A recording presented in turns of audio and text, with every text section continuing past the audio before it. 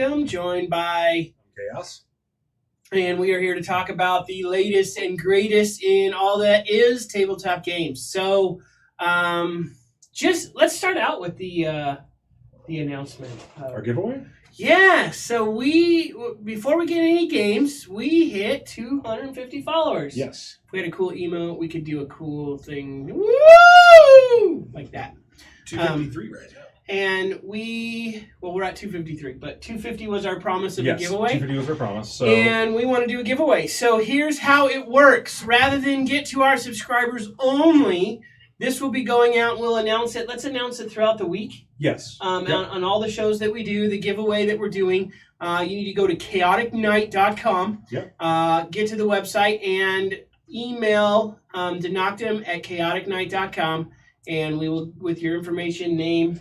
Under the About Us page, his email address is there. Yep. If you need help with the spelling of it. It's actually on some other page on the site. It's easy to find, but yeah.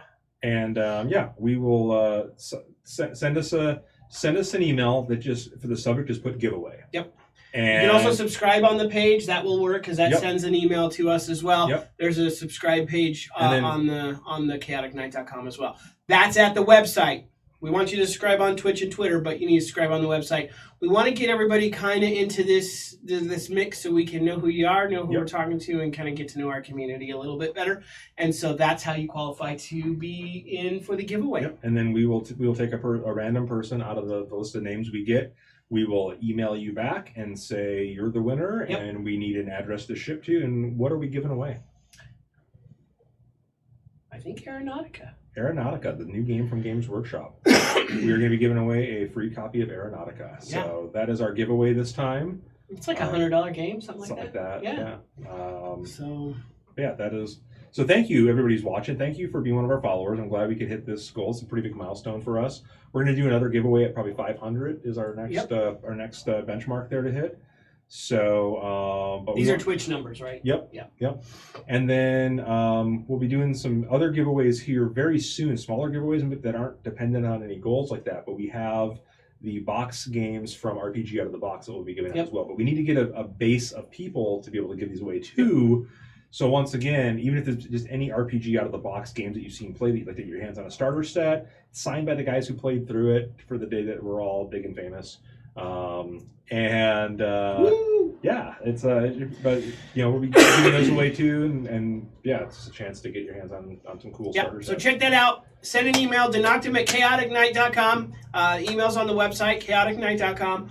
Or you can subscribe on the website, which also shoots me an email and will qualify you for the entry, which we'll be drawing next week on this show. On this show, yeah. On this show, we will do it to get your email to us. 1 week, and we'll be doing announcements for everybody throughout the week, and that's I think how we're going to do our future giveaways as well. So once you kind of enroll in that, we will make sure and get your name into our drawings. So. All right, now on to the great news of the week, which there isn't a ton of. Yeah, it's a slow week. Games Workshop, I feel like they're building up to something. Well, we already know what they're building up to. Don't we? Psychic Awakening? Psychic Awakening. That's going to be a big thing. And Sisters of Battle. I mean, there's some they've already announced that, though. I mean, that's right. You know what I mean? And we know when it's coming in November. They've announced the date of that, too. So that is actually good news. Sisters of Battle box coming. Hopefully after that, some single miniatures, too, so you can kind of build out your army from there. But Battle Box is coming in November. When we have a better, closer date, we will let you know. But Psychic Awakening's out there too. They've done some spoilers on the web page. They just showed Drazar, Master of Blades. He's like my favorite, and it's a great model. Like we're gonna have to get a couple of those. He's my favorite character, and the model is literally, I think, one of the better ones I've seen. And they make great models; they're all good. But one of my favorite. It stands out in my head as one of the great models since Mortorian, who's still probably my favorite model, but super stellar model. They've all been good. I mean, the Banshee reveal for the James R. I'm so excited for that model. Good too. It just hurts because my Eldar. It's harder because even like the Master of Blades model is so, the old one is so just still. You know what I mean? It's like very static. I got some swords. I have 2 swords, so I'm cooler than my brethren. But I'm still. This guy is standing on pillars and rocks, and he's got one sword and one in the back. Oh, he just looks awesome. So super cool model. And they've seen those reveals. I am actually curious how they're going to release it. Is it going to be, hey, here's Psychic Awakening, whoosh, 50 models, or is this going to be like a dribble? I don't know. I'm interested to see if that's going to be the case. We've seen the models, we're really stoked, and now we're going to dribble them out to you through the rest of the year, or we're going to do it all at once when Psychic Awakening drops. I'm kind of hoping for the all at once, but. Me too. Actually, the game store side of me says no. Yeah, I'd rather have it. Because it's a big ticket all at once. But the player of me wants them all. So, yeah. Anyway, that's exciting. So they also have shown some of the future of Warcry. We have the Tome of Champions, I believe the book is called. Yes, Tome of Champions coming out. That's next week or the week after? I don't know that this is right away. This might just be a review. Oh, it hasn't been announced. Okay. And yeah, we have it's going to have the rules for all the warbands that were given cards, which were kind of a one and done deal from Games Workshop, where they moved to the website only, which as a game store I hate that. Mm-hmm. And then they've shown the first of the Spire Tyrants, one of the 8 original revealed warbands. They never actually showed the models for these, and there's one other warband too. And then the Fomeroid Crusher is what he's called, I think. Yes, they've shown as well, which is a new monster adding to the game too. Kind of getting back to some of the earlier roots of Warhammer and some of the obscure monsters and whatnot, bringing that back into the light in Age of Sigmar now. I like the Crusher model. I'm less inspired by the other warband. I love it. But I know you do, but that's your style. It just reeks of Iron Golems to me. I don't know. Oh, see, it reminds me of like the original Marauders. Yeah. Crossed with some element of like the Varangard. Okay. And I've heard that comparison before. It's not my original idea, but that's... I just want to see more warbands, more Chaos warbands. Yes, we're getting ready to start a Warcry campaign in house, and I'm torn on what I want to play. Like I have Iron Golems painted, I have Cypher Lords painted, and I have Iron Jaws painted. And I'm reluctant to play the Iron Jaws because the consensus online is that the non-Chaos warbands are all more powerful. So I kind of want to play a Chaos warband. Oh, the orcs. I'm sorry. Yeah, I'm thinking Iron Golems when Iron you Jaws. say that. I'm like. Aren't they? Never mind. Okay. Yeah, Matthew's going to play Splintered Fang. Splintered Fang? Yeah, he's going to Nice. do that. I haven't built mine yet still. Yeah, I've got my Unmade painted, so they're ready to go. So they're fully My done. Cypher Lords are painted, my Iron Golems are painted, so I'm ready to go with either Just one. pick from one of those. Yeah, that's what I'm trying to figure out which one I want to do. Really challenge yourself and play with the Cypher Lords. The Cypher Lords, Those supposed to be the weak ones. Yeah. So we got those coming this week from Games Workshop. We have the Cities of Sigmar book. We have the Orcs book. And we have the new rule book, basically, that's like puts all the rules in one place, all the different battle types in one place, all the match play revisions in one place. I'm really excited about that, actually, because I'm the guy who'd rather pay the extra money and carry one book and not have to carry 15 books with me, to go play games. So that sounds pretty fun too, to get that. But not a lot there's 2 new Start Collecting boxes. We have a Start Collecting box for the iconic Duerden, or Dwarves if you're from the old world, which has I think it has the box of Ironbreakers in it, and like a dwarf character or 2 and a gyrocopter in one box. And then there's the like a dark elf one that has, I'm gonna totally blank on the Corsairs, plus a chariot, plus a character, plus the Charybdis or Hydra. And I really want that one because I wanted a War Hydra to add to my War Cry. So, and you can't get the War Hydra independently except on the website now. But I don't really want to start a Dark Elf army. That's all right. I'll take the rest of it. Okay. That excites me. The Corsairs. And yeah. I love Dark Elves. They're my favorite in all the lore.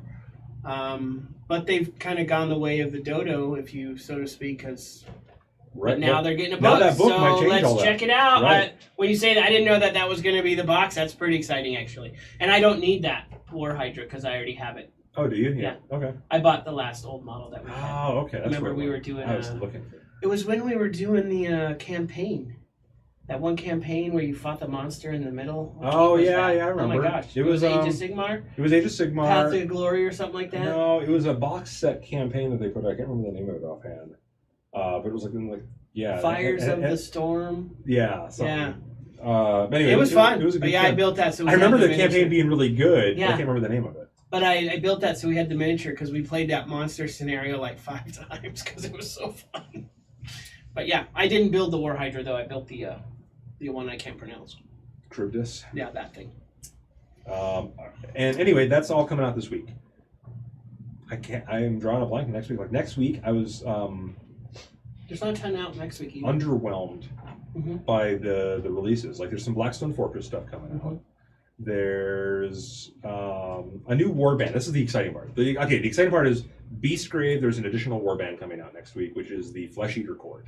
Yep. The models look really cool and good both. I'm just going to combine the words today, and like they're very dynamically posed, ghouls. And because the ghoul kit, if you've ever assembled ghouls, and if you play Flesh Eater Court, you've assembled a lot of ghouls. Models feel kind of dated, and so these new models really add something to it, and I think they'd be really good. Even if you didn't play Beastgrave, I'd consider picking up a box of them just to make them unit champions for my ghoul units. So on that, and we have this talk every week about what is it that we're going to talk about. The news is always really easy to cover, but opinion pieces are harder because we always have opinions. So I'm curious. We've talked in the past about Games Workshop releasing so many games. Yes. Would it behooveth them, and again, on the business side, maybe I'm not, totally savvy about, how the miniature market works, to rather than release brand new games, go in, and they have quite a few lines, maybe not quite a few at this point. They have a number of lines that, as you just stated, are dated. Yes. Ghouls being one. Skeletons, maybe you could throw into that mixture. No, skeletons are a relatively new model. The ones are they newer? Yeah. There's Zombies. other models. Zombies. Okay, that's the other. Eldar Zombies. Aspect Warriors. Those kind of things.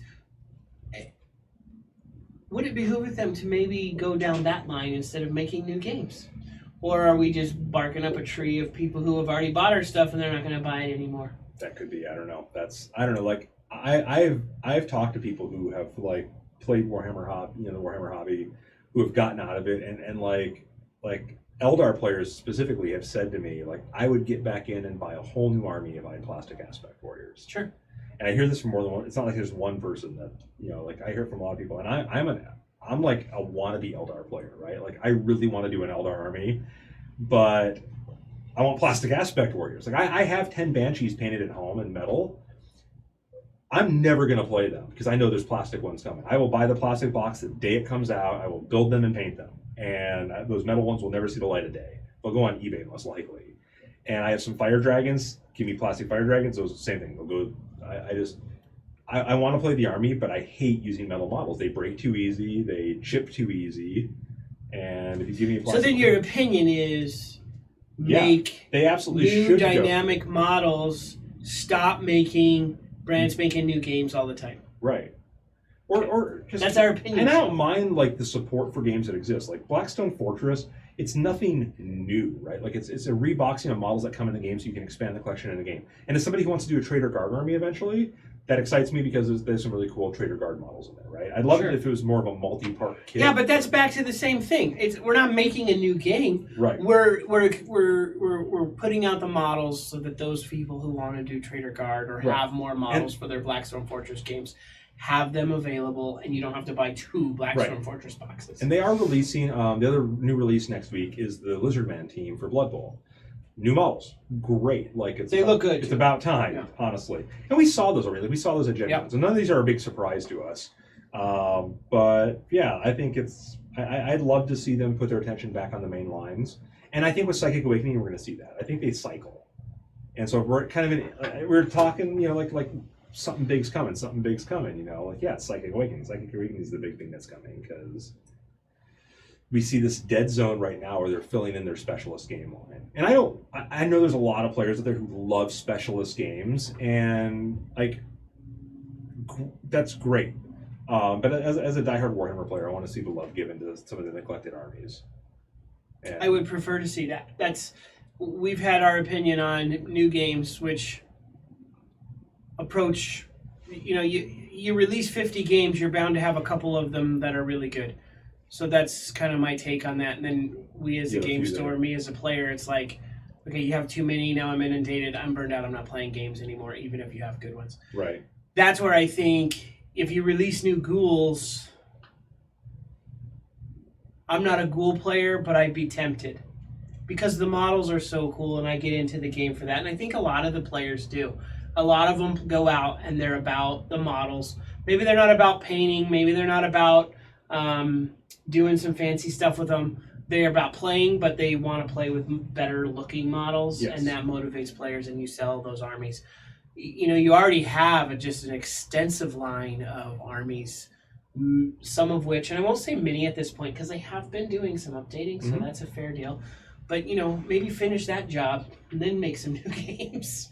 Those are my thoughts. But again, you know, I can't get into the workings of Games Workshop. I'd love to. You know, that's my degree, so I could learn it, but I'd have to look at their side of the business. They have a great, they have great miniature lines. That's what they do. They make some of the best miniatures in the industry. It'd be fun to see them go back and maybe even expand, because like Age of Sigmar got guilty of this, right? Like when Age of Sigmar dropped, they took all the big armies and they broke them into all these little tiny factions. And now they've been slowly like putting them back together. They realize that people want to play their big collections and stuff. So they're letting that happen. It'd be really fun to go back and like revisit the old Empire models and make modern versions of some of the stuff, or add new things that have come up in the Age of Sigmar that aren't just Stormcast Eternals. Like maybe there's new free guild type models. Maybe there's new. Haven't they said they're not doing that? I thought that's what they said. Here's the Cities of Sigmar book. We took all of our armies that we're no longer going to update, and here you go. Here's some rules for them. Here's the orcs, which not necessarily they're not going to update those, but then they, on the flip side, isn't this book the culmination of all of these models, and we're not going to update these rules anymore? But here you go. That's something different. No. Okay, that's a different deal. Okay, cool. That's a different. All right. No, because the new Iron Jaws are in the Orc book, and those models came out after Age of Sigmar. Not the Orc book, not the Cities of Sigmar book. This rule book. There was an announcement they made that they're, hey, listen, we want you to play with all your old stuff, models. Legacy stuff. And here's 40K. The book. It's all updated, but it will get no more updates. It's only 40K? Okay. I think it's 40K. I thought they were doing it for both games. So that's my fault. I thought that's what actually this rule book was. No. Not the two codexes, but the the rule book is all the ways, like, so a bunch of the campaign books have offered new ways to play the game, and they're putting it in like the general's handbook. Yeah, that is way cool. They're putting it all in one. So this is stuff we've gotten over the years, and now we're putting it in one place. I love when they do that. So the other big news, of course, is Games Workshop's deal with Marvel. Yeah. We talked a little bit about that on Prime and Ready today, actually. And the consensus there was Dark Horse would have been a better option than Marvel, just in terms of flavor, but because they kicked us out of the room. That's why Hurricane Katrina. Why are we sitting in a hallway? Our long corridor behind us here with our torches. Because this is a dungeon. Back here we lock up all of our people. This is where our production staff works, is in the back. Behind the bars. Behind the bars. Behind the bars. Yeah, the Games Workshop and Marvel are working together to do Warhammer comic line. So that should be an interesting thing to see where that goes and how dark they take it. I know they did a series of books for kids lately, which was an interesting premise considering how dark 40K is, but they lightened it up and made it audience appropriate, and it seemed to be successful so far. You can clean it up. That news less excites me, though. I'm not a comic book fan. Yeah, I'm not either, but we've got to mention it. When I read it and I saw the ad, I know you have to mention it because it's a big deal, but because it's Marvel, and I was like, oh, they're going to start making miniatures for Marvel? That's where my mind went. You know, like Games Workshop is going to cast Marvel miniatures. And I'm like, ooh, that's going to be rad. So I clicked on it frantically, and it was like comic books. I was like, no, whatever. Okay, never mind. A lot of gamers are really into comics. They are, and comics are cool, but I haven't read them in a long time. So I was a little surprised that was such a big news, but I guess I need to get back in the comic book world. So comics went on the rise again. Well, games are on the rise. I think that's what happens. But that's about it from Games Workshop. Throne of Eldraine pre-released this last weekend. We have the launch this week coming up. I know we're doing a draft to launch that. The set. I like it.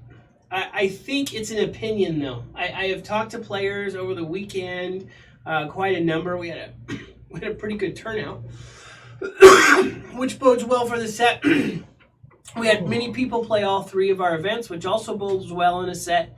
But there was a number of people who were there for the art of the cards, and which doesn't necessarily bode well for the playability of the game.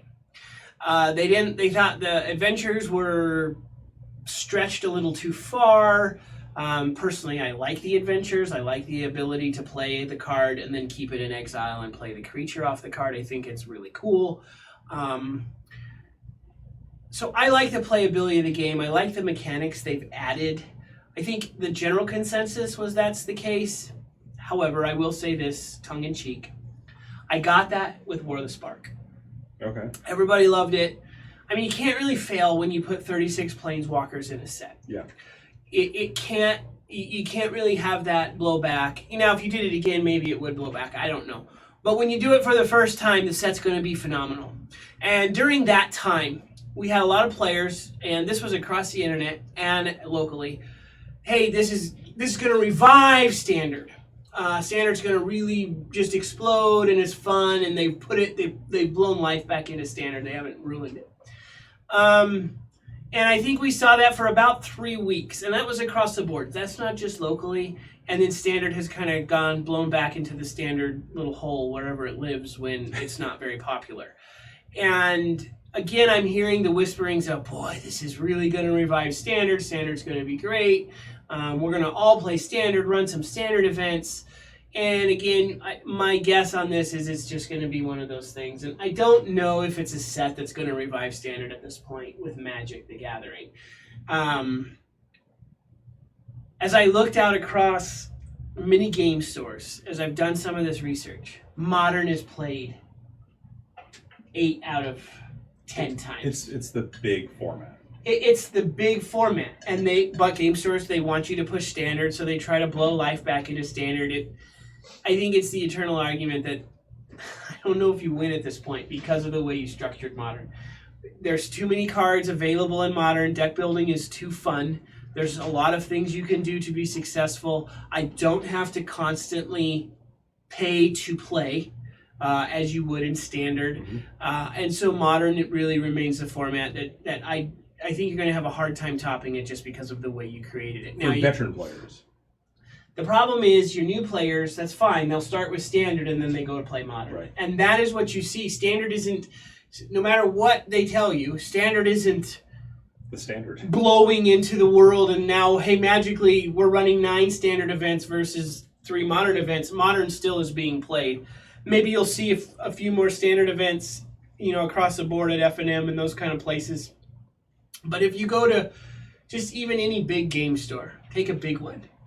Your modern events happen multiple times a week. They cost more money to join. And your Standard events are kind of treated as, I can't say I got to be careful with my comments because anyway, it's treated as like that child that you didn't want to come along.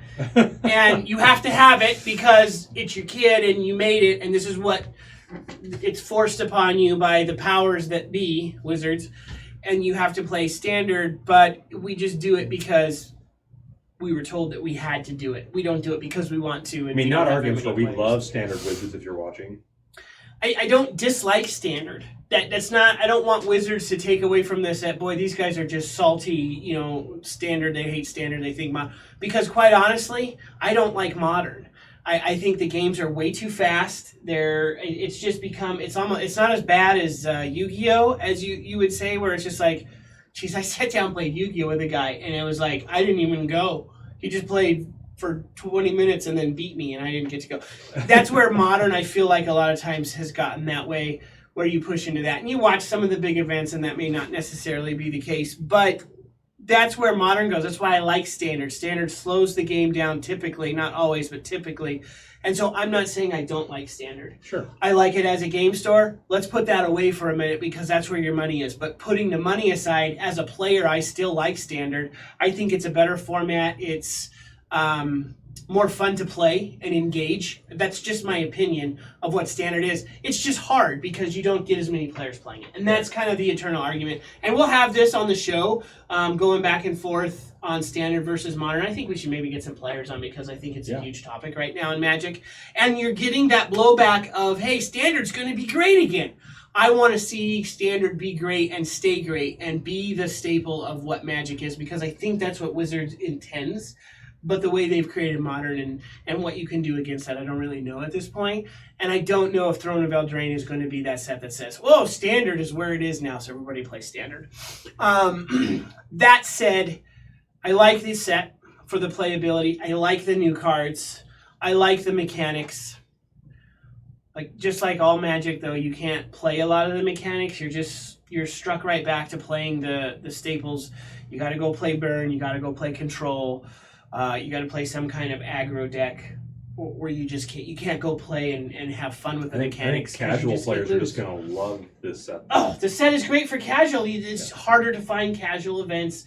F&M isn't typically casual, those kind of things. No, events, no, but like there's a lot of casual groups who just play Magic for fun. I wish we had some more of those in our server because it would be a lot of fun to throw down with some.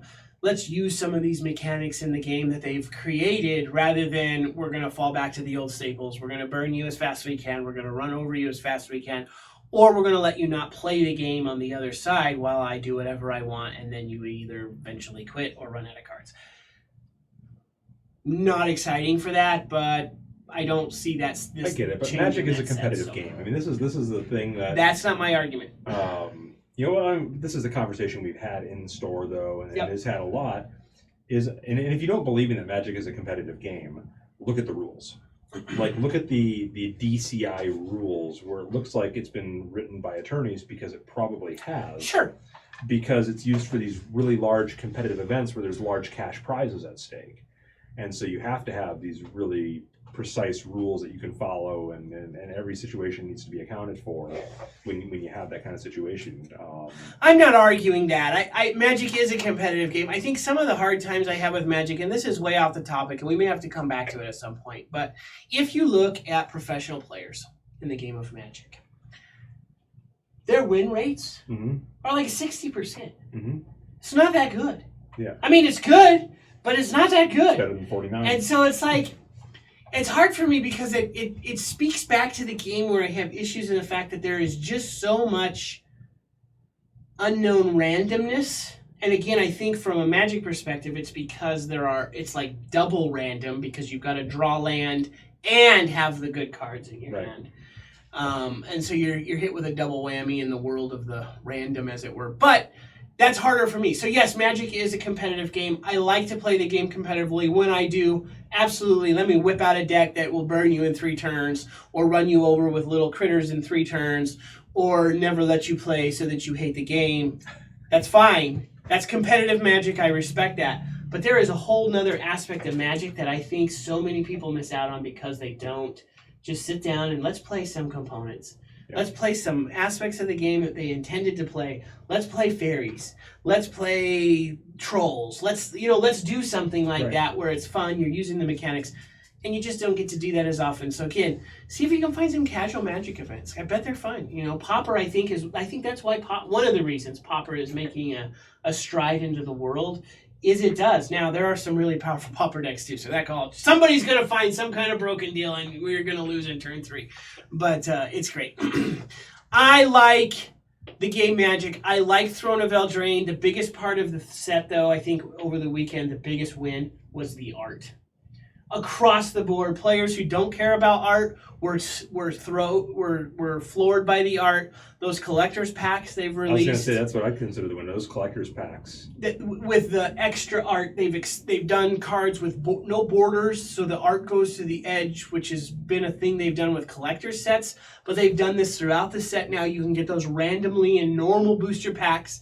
The scrolled edge borders that are very fairy tale-esque just were a huge hit, and they're all art cards, so you can get them in regular packs. The collector's packs are loaded with them, with the foils, and I gotta say, probably the best art I've seen come out of Magic the Gathering in maybe ever.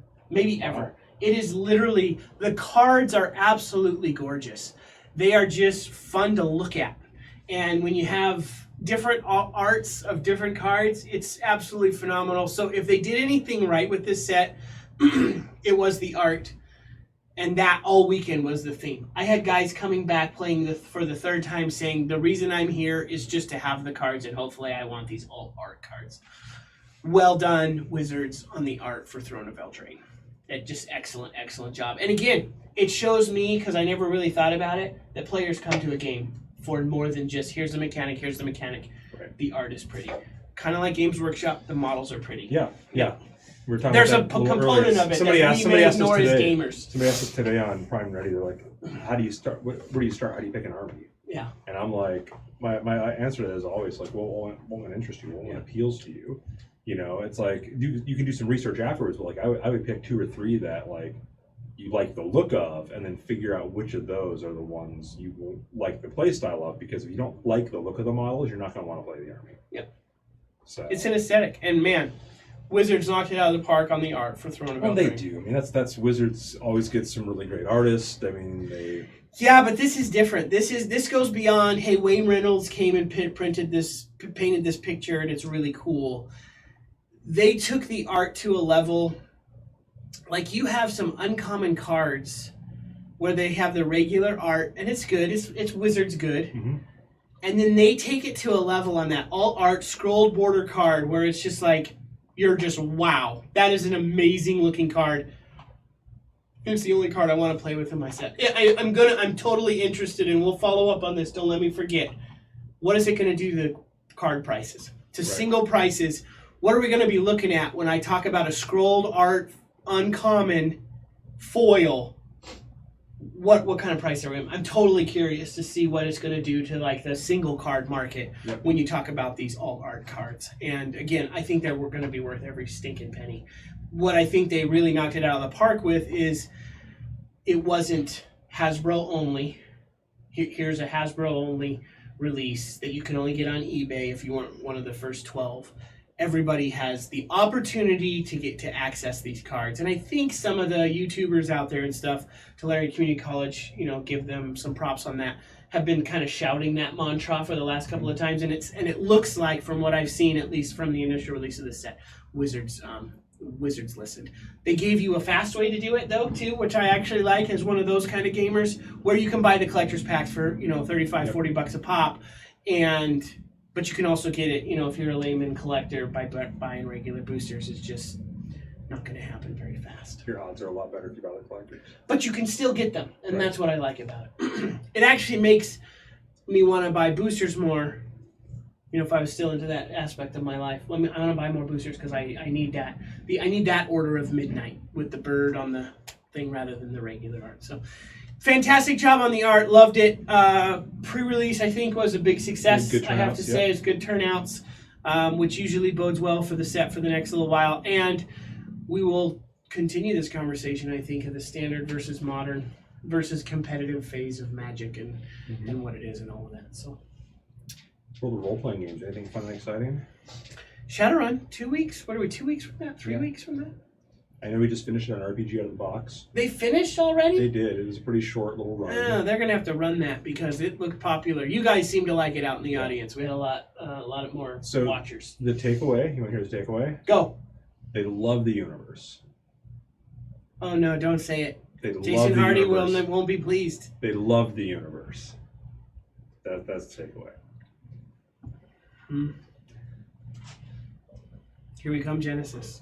They absolutely love FFG needs to get on the phone with Catalyst Games. Go. They love the universe, but as new role players, because almost everybody in that group is a new role player, newish role player. They felt the rules were hard to follow and a little complicated. Dude, I'm a veteran role player, and I always feel that way about Shadowrun. I'm not going to say I don't love the game. Even with their rules, I actually like their rules, mostly 3rd edition. But, yeah. Well, see, okay, so I don't know if we have this conversation here on the show, but...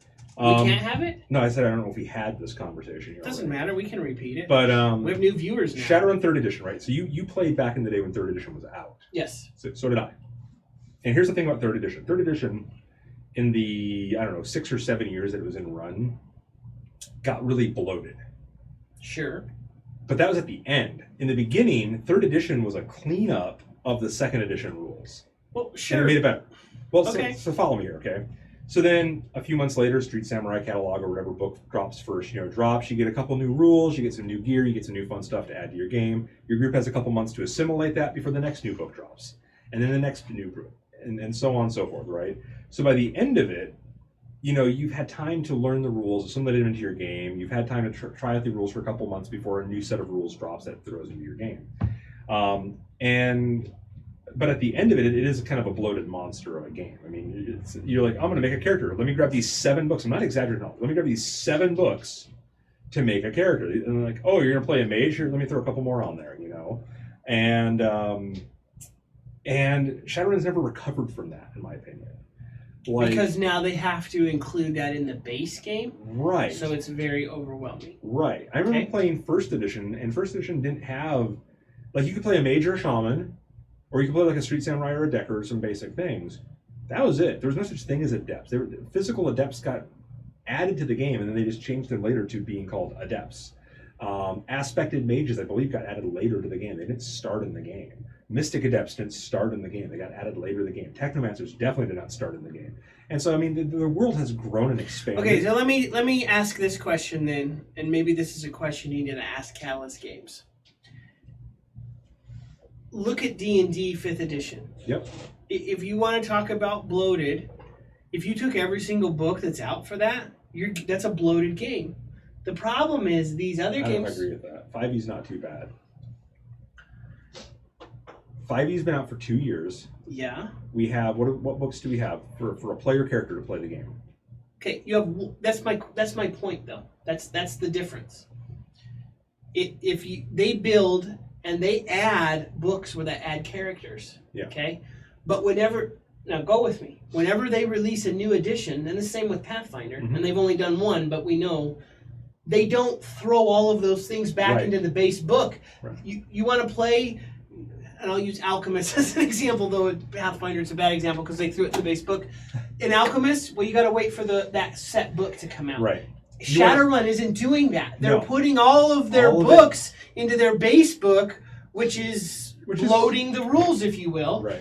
And that's their problem. D&D doesn't do that. Right. Now, if you go back to the old editions of D&D, they got bloated too. Maybe not as much was so. A monster. Sure, Third but was a monster. they didn't go back at 3 and 4 and say, here's all the books that we added. Here's your player's handbook. Now here's your player's handbook. Yeah. And so I think that's maybe where Shadowrun is missing the boat. Yeah, could be. And I get what they're trying to do is they're trying to please a bunch of players. They're trying to please a bunch of different players by putting all these things into the main game. And it ends up bloating the core book. And Shadowrun's always been a complicated system, as you said. Sure. I mean, from the very beginning. And for some players, that's the appeal. I don't dislike that's the appeal, systems. right? Yeah. I'm at a point in my role-playing life where I want the rules to be smooth and simple. Yeah. I'm okay with that. And that's why I like Genesis so much. We played that last night and had an absolute blast. So. But, and it's good. I don't think there's anything wrong with what they're doing, other than it probably does mind blow new players, especially. I think it mind blows some vets too. But I don't know why they don't just go back and go in. Just not enough. I like the 6th edition rules enough that I would play in a game. I don't like them enough that I would run a game. Yep, that's a big statement. Just because it's too much to handle, and as a GM, I got a lot on my plate already. Yep. But anyway, I think that's about it for the gaming news, and we definitely threw some opinion out there today. Well, we always should throw opinion out there. That's what the show's really about. Our news is, it's good news, but you've probably heard a lot of it before watching the show. Argyle, so Volos and Mordekainen's are pretty much both monster books. Xanathar's is kind of for players and DMs both. And then the Sword Coast Adventures book. Sword Coast Adventures Guide is a campaign guide, but it is a player book and has a bunch of builds as well. So, there's a couple other books too that add fluff to the game, or actually things to the game. Ravnica, if you want to go down that right, path. but it's a campaign setting, so it's a campaign setting, but there's rules in it that you and need Eberron's if coming. You want them. Eberron's going to be one of those. I think the I always like word. What's the fish one too? Wow, that's not obscure. The fish one has got a fish dude on the front. It has some rules in it too. Saltmarsh. Saltmarsh, thank you. Saltmarsh has a few. where you can use the rules to play in games. You don't Right. just need it as a GM. Right. So I think just about all their books, aside from their we're seriously dedicated only storybooks, have a few rules you can take. Again, it's probably not as bloated as Shadowrun, but I was using that as a Right. comparison that when they come out with 6, my guess is they're not going to take all of those books and say, okay, we got to include Volo stuff and Mordecai stuff, and now the spell book is, the spell chapter 7 of the book is this thick, it's a whole Right. rule book by itself. They're going to cut all that stuff out, and you'll have to go buy all those books again when you go. To Right. me, it also makes sense from a business perspective. Yes. Again, I don't know why Shadowrun doesn't do that. Because like when I got back into the game after I'd been out for a while, I think it was 5th, and I was looking for all of those things. Where's the street, Sam? Oh, you don't need it. It's in the main book. What is it? It's in the main book. Right. You didn't need any of that stuff, and it was just like, wow, that main book must be really thick, and they are. They're probably hard to read. I've enjoyed the writing like in the Shadowrun 6th edition book. I've enjoyed the rule changes that I've seen. But once at the end of the day, I don't want a super crunchy system, and it is a crunchy system. But I think it's a well written crunchy system in terms of the rules. I think it suffers from what every edition of Shadowrun's always suffered from, which is trying to find the rules can be challenging sometimes. The index doesn't do a great job. But no, I like I said, overall, like if I had to rate Shadowrun on like a 1 to 5 star rating, I'd probably give it like a 3.5. Like I'd rate it above average. Now, if you ask me just on pure setting, it's a 5. Yeah, it's probably the best setting in the I world. love it. But it is also 5th. Yeah, I agree, going yeah. from 5 to 6, great improvement. Yeah. Fair? Yeah, absolutely. They did a great job going from 5 to 6. I think they fixed a lot of the issues, those kind of things with the Shadow, and just as a rule set, because strictly the world really hasn't changed. But going from 5 to 6, I think they really kind of nailed it with what they were trying to accomplish, at least what we heard from Hardy, Jason Hardy, as it were. And, where they try to repair some of those things in 5 where it's kind of like, not so much. And they fix those things in 6. So. All right, so we got Immersion RPG coming up in just a few minutes here, about 15 minutes. We're going to be getting back to our D&D 5e. We got an orc to kill tonight. Okay. Or negotiate with. Okay. We'll see how that plays out. Barter? We'll see how it plays out. I have the Book of the Fae. GM might have plans. I have the Book of the Fae. Trade you. We have that, and then the rest of the week we have Primed and Ready at 2:00, Wednesday, Thursday, and Friday this week still, and then we have the Realms tomorrow at 7:00 as well, which is Denactum's Pathfinder game, and then our week resets on Sunday with Dungeon Delvers. But hopefully you guys enjoyed the show tonight, and definitely tune in to see. We're getting close to the end of a story arc, so we'll see how things play out in tonight's Immersion RPG game. Check them out. Follow us, Twitch and Twitter. Throw us a follow, throw us a like, throw us a subscription if you can.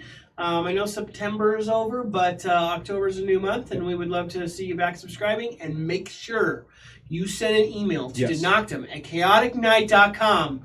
Chaotic with the K, night without one. And get your name in for the drawing of Aeronautica for us reaching 250 followers. We would love to give it to you. Next Tuesday, so next Tuesday. You got a week. Get on that website. Get on those sites. We'll see you guys. Thanks for joining us. We'll see you next week. See you back here in 15.